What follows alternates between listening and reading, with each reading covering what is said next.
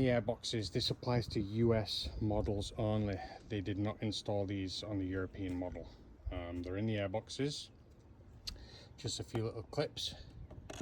Clip, clip, clip. I use a long screwdriver to get the box open.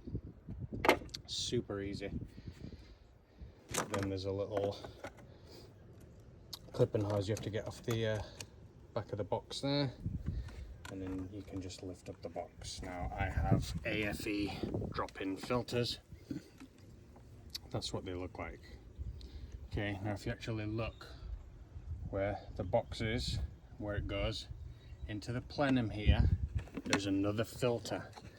It's a charcoal filter. It's designed to catch gasoline vapors and stop them from releasing into the atmosphere.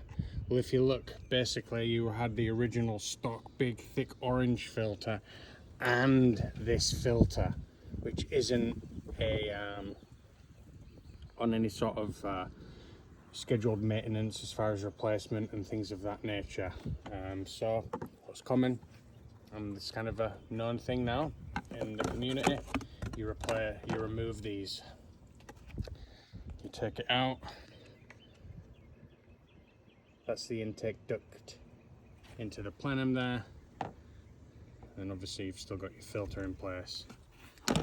Yes, you take these out on each side. BMW charcoal filter. Definitely increases performance a little bit. You get a little bit more induction sound, and you can definitely feel that the engine's sucking in more air.